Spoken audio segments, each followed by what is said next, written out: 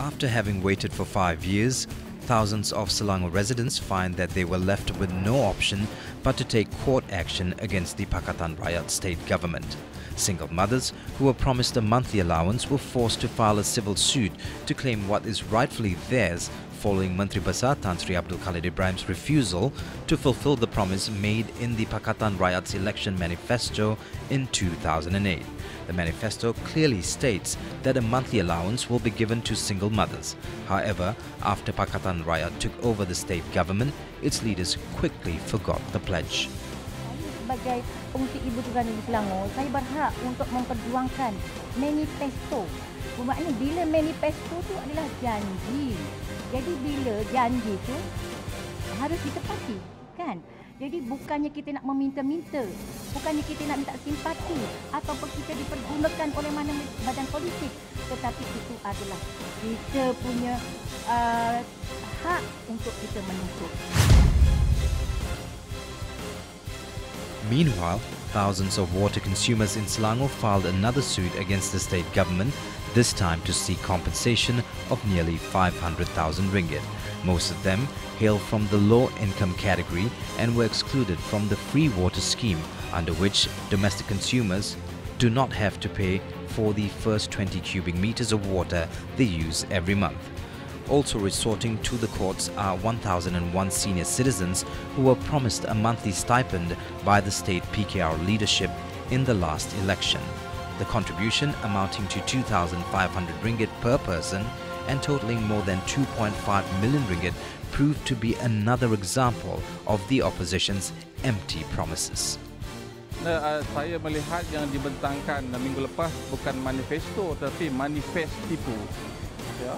Manifest tipu ini merupakan apa yang kita kutip daripada janji-janji mereka dalam pilihan raya 2008, mereka tidak tepati. Malahan Menteri Besar Selangor sendiri menyatakan tidak perlu tunaikan janji manifesto. Dia buat macam seolah-olah kami ini tak ada guna bagi dia orang. Suka hati dia nak kata, suka hati buat janji. Jadi maknanya saya pun tak faham apa itu manifesto dan apa itu janji.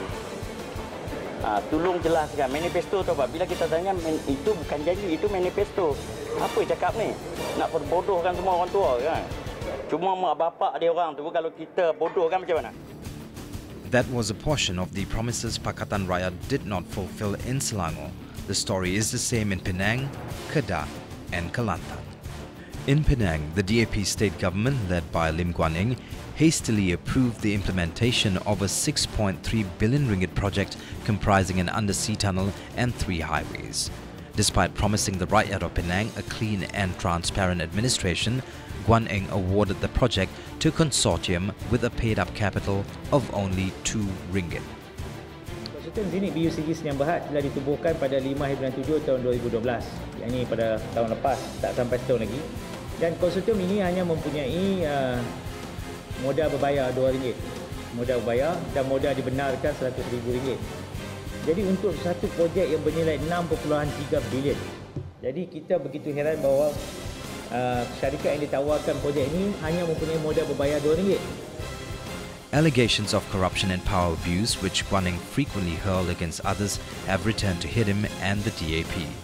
The irregularities were not limited to the award of the project to a 2 ringgit company. The issue also involved giving a valuable parcel of land in Penang to the developer. Ketika ini, tanah ini bernilai 2.5 bilion pada harga RM540 sekaki persegi. Dan tanah ini akan diberikan dalam tempoh 3 ke 5 tahun yang akan membawa nilai sekurang-kurangnya 5 bilion. Saya secara pribadi merasakan keseluruhan tender, tanah, jalan ni semua ni penuh dengan muslihat. Kan? Tapi saya tak faham lagi. Sampai sekarang, saya tak boleh faham. Apa sebab yang CM nak sangat buat tanah cepat-cepat sebelum election ni? Saya pun tak faham. The mega project comprises an undersea tunnel linking Gurney Drive to northern Seberang Prai, the Gurney Drive Tun Dr. Lim Chong Yu Expressway, a bypass linking Air Hitam to Tun Dr. Lim Chong Yu Expressway, and another road from Tanjung Bunga to Teluk Bahang. The project was also strongly opposed by the Consumer Association of Penang, which criticized Guan Eng for insisting on implementing the project.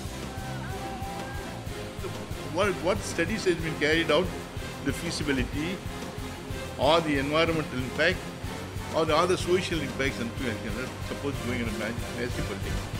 I think nobody does that. This is a very sad case. Why don't they carry out a sort of proper studies?